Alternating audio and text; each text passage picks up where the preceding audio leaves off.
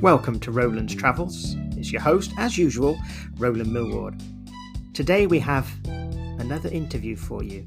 A gentleman who has written over 80 books. He specialises in looking into the past, particularly the history of places, but he's also delved into place names, the origin. Where does the name of your town or village come from? Well, let's talk to Anthony Poulton-Smith right now and find out more about this fascinating subject.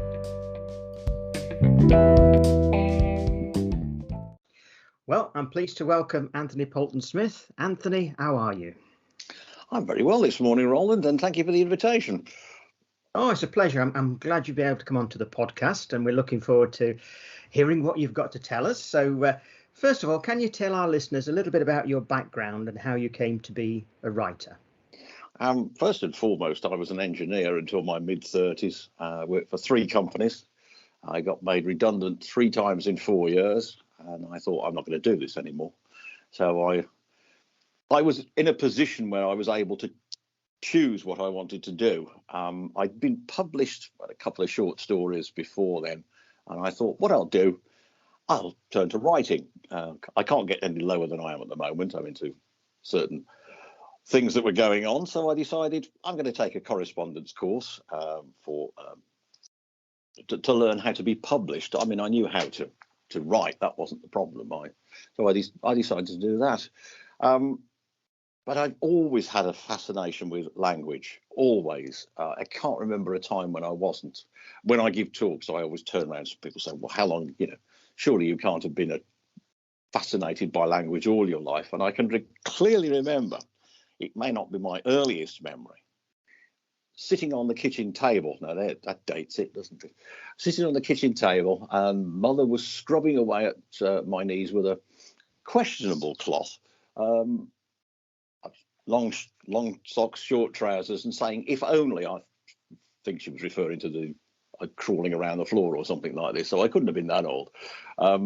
And I have no idea what the if only was, because it was the word only that was fascinating me. Of course, now I know it's one-ly, which makes sense. But it's like any other word. You say it often enough, it just becomes meaningless and a noise. So etymology has always been my fascination, always. That's how I started writing.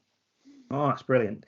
Now, from your bio on Twitter, I noticed you've written a lot of books. You're quite prolific on the book writing front. So lots of topics I've seen. But one of the topics I like to talk about in view of what I do is I visit lots of places. And of course, they've all got a name. And some of the names are quite fascinating in themselves. So I'd like to talk really about place names with you. So what inspired you to write about place names of towns and villages? Well, the other fascination I've always had is, I can't do it these days because the feet are giving out and the knees, but I've always liked to walk. Especially one of the things I like to do was walk ancient trackways, and you'll find a couple of books on that type of thing as well. So it was almost inevitable with my etymological interests and the walking interests that I would start writing books about place names. I initially wrote a number of articles, and I thought, why not produce a book? I think my first book came out in 96 on the Staffordshire place names. I followed it with Warwickshire, and ever since then I've been going on ever increasing circles around the country. There's still 3 to go, and I'm going to self-publish those in order just to say I've done the set. That's all. Oh, brilliant. Yeah, so that's kept you fairly busy then for a few years, hasn't it? Yes, there was a time when I was criticised, saying, well, this person can't have done a lot of research because we've had one book on place names come out for every 12 months. And I didn't comment, but of course the answer is, I don't say when they're coming out. The publisher does. They just happen to publish one every month for 12 months. I mean, it looked quite good on the CV, unless people criticise, but never mind. Well, that's it. Yeah. Well, you'll always get somebody who has a little gripe, something to say. Absolutely. Yes. And how wonderful social media is for developing that art. It's truly wonderful, isn't it? I'm glad I never went into politics. That's all I can say. You don't even blink, I don't think. No. Damned if you do and damned if you don't. Absolutely, yeah.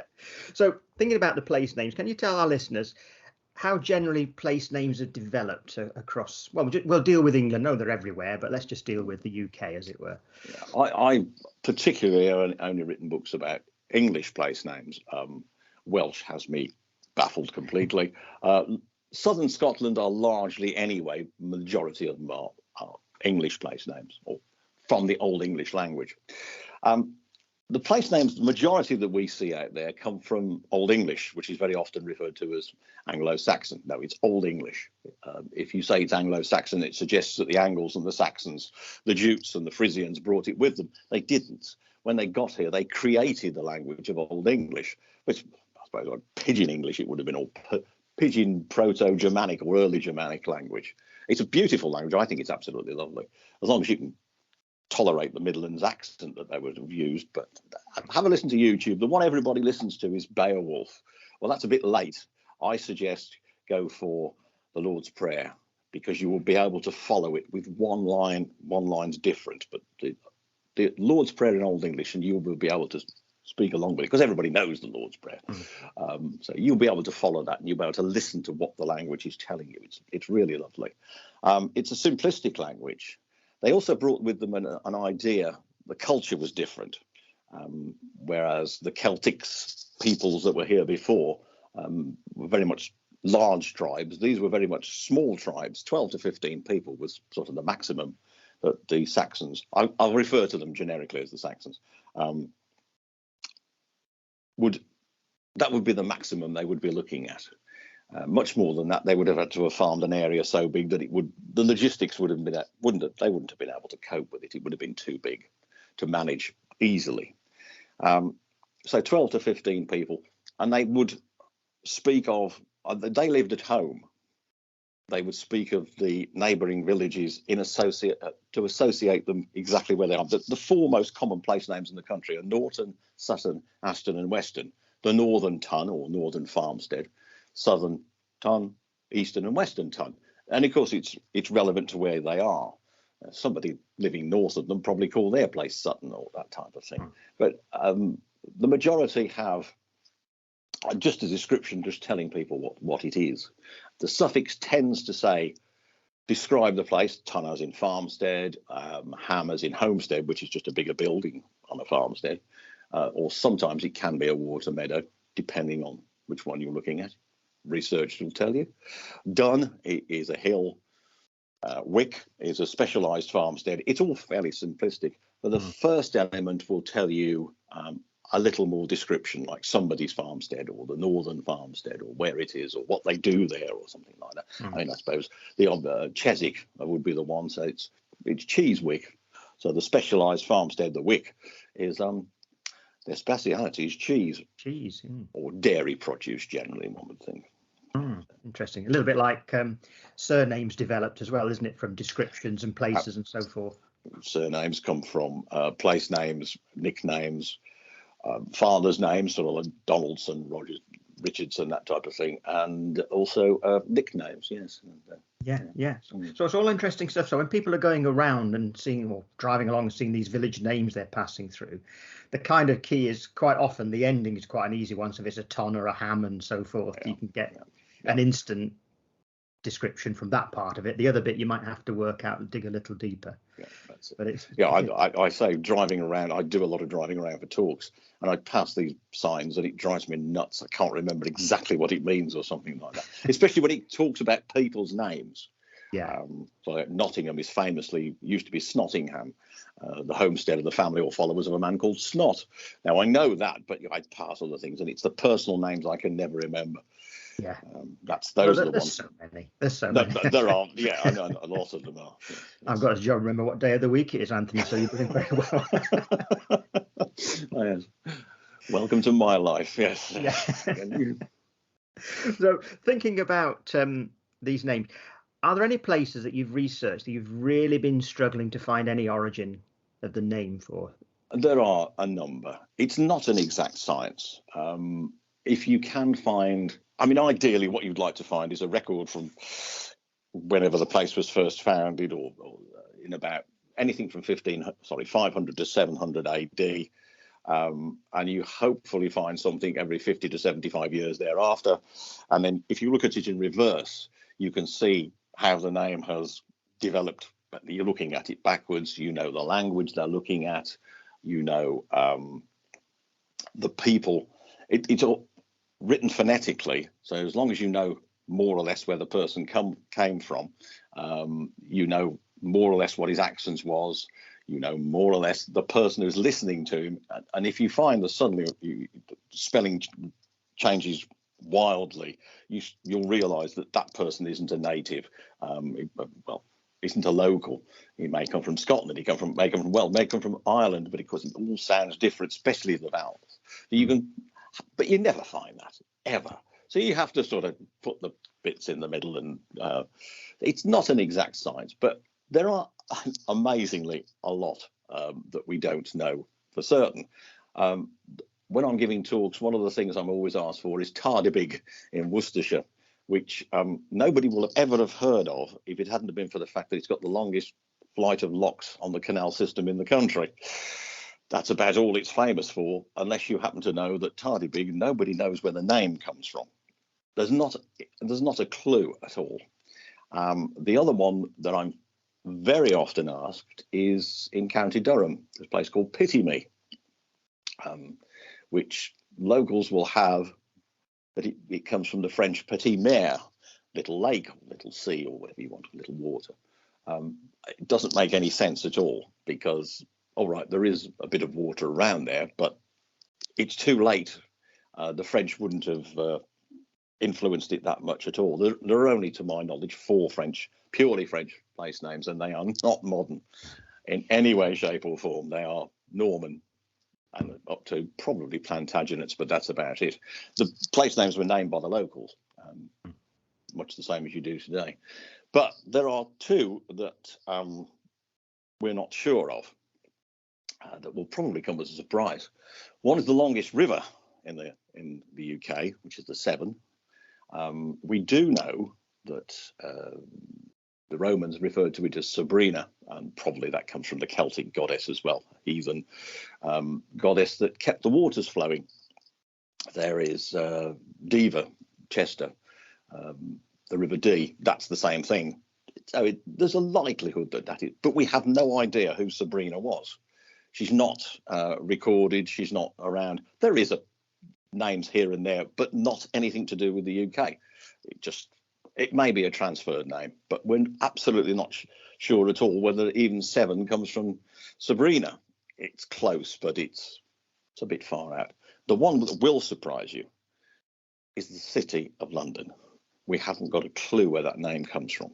I own a book by a very well-known chap called Adrian Room, who he wrote a book entitled Place Names of the World, and it was done for a publisher in London. And he put it's aimed at the English-speaking world, so not only Britain, but America, Canada, Australia, New Zealand, etc. And so he put a lot of American place names in there, which, okay, yes, I put all the states in there and that type of thing. But they sent it back and they said, look, you haven't put London in. And I think at the time it was one of the 3 biggest cities in the world. And, we are in London, it's going to look a bit odd. And he said, well, nobody knows what it means. And he said, well, I put something down, nobody will know. So he put 6 different possibilities in there, knowing that probably all of them are wrong. The likeliest of the 6 is the same as D, as in Diva, which gave its name to Chester, and that is some unknown god or goddess of the Thames, but named Londo apparently, but no. Everybody thinks it comes from the Roman Londinium, but it doesn't. By the time the Romans got here, they had no idea what to name anything. So what they tended to do was Latinicize, horrible word, existing Celtic place names, and that's where it came from. That's all it is. So we don't really know where London comes from. No. All fascinating stuff, isn't it? But, sorry, yes. Yeah. you wouldn't think that not knowing something could be so fascinating. Yes. Yeah.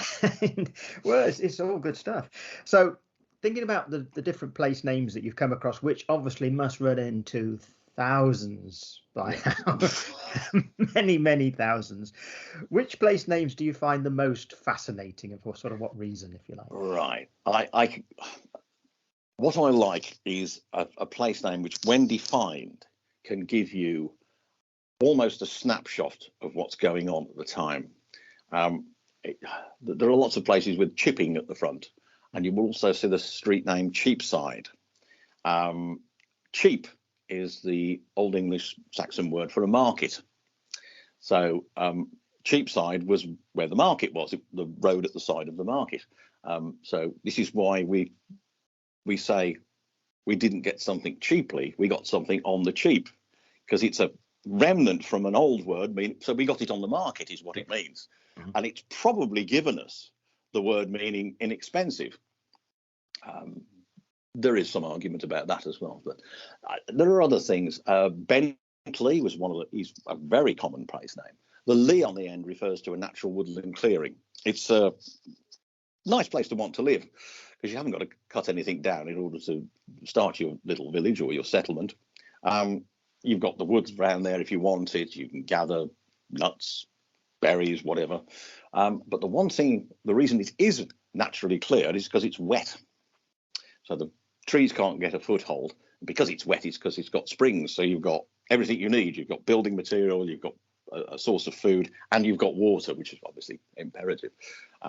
So that's why it's a good place to live. The name Bentley, the first bit refers to bent grass. Correctly, it's translated as the natural woodland clearing where bent grass grows. Now, on the evolutionary scale, grass is very, very modern. It's the pinnacle, it's the top of the tree. No pun intended there. Grass grows from the tip. So all plants grow from the tip. Grass doesn't. It grows from the base, which is why you can mow it and why it can be grazed. It's evolved to be. So the one thing it doesn't do is grow bent. It grows straight.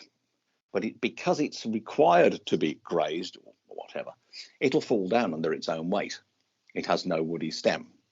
So by knowing bent grass is growing there, we know it isn't grazed. So it must have been shut off from the natural browse. There's never one about livestock, that type of thing. So we know for some unknown reason, this area has been fenced off and nobody touches it. But we don't know why. We haven't got a clue. Could be for many, many reasons.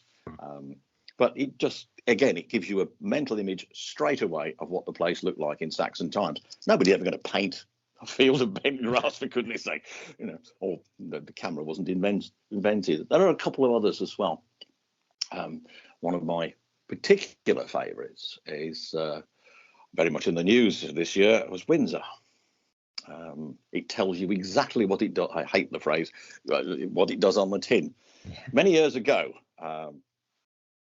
if you go to Windsor, in that time, the river would have been quite low down with not steep banks, but muddy banks that would have been difficult to offload anything. And of course, the river level goes up and down. So wonderful engineering comes into play where the aura on the end is the bank. It's a river bank, steep bank. It depends where it is, but it just means bank, really. The wind is not a wind, it's a wind. They've created a piece of technology where they can wind a pallet of goods up from the river into the village, and vice versa if they're shipping it out.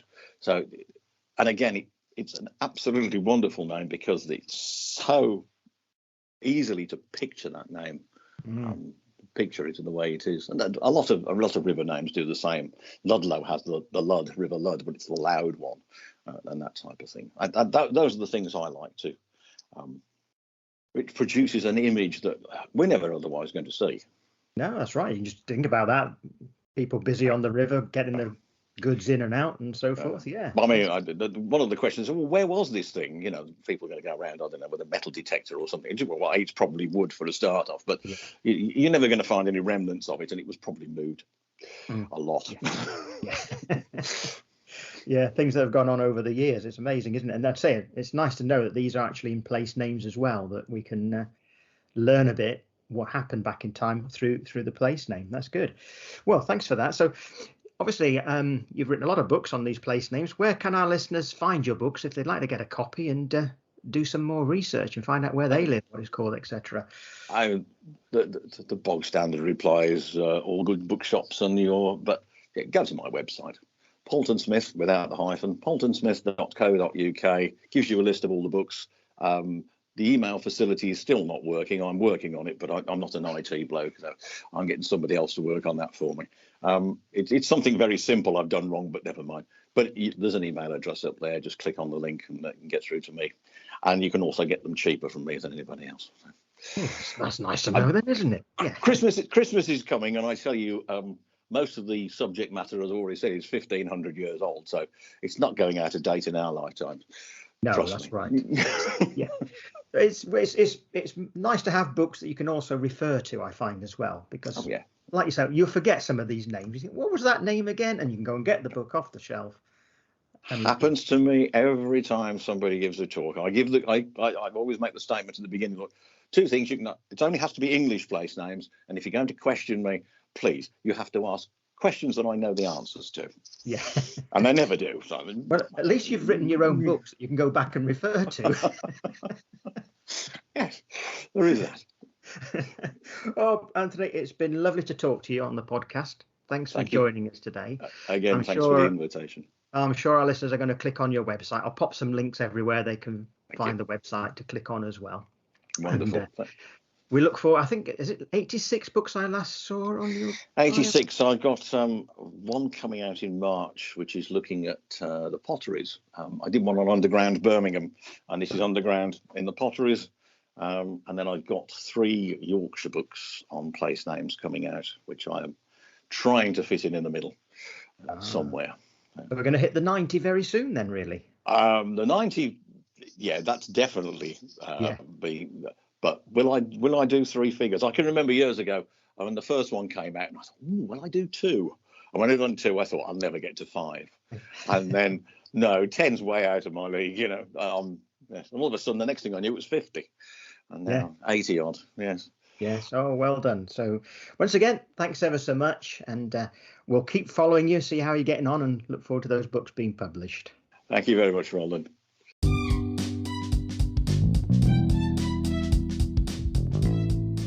Thank you for listening to Roland's Travels podcast today. Your support is greatly appreciated. If you haven't subscribed yet, please do. We'll welcome you as a regular subscriber and listener to the podcast. We have many more interesting interviews lined up for you, so please do stay tuned, and I look forward to speaking to you again very soon.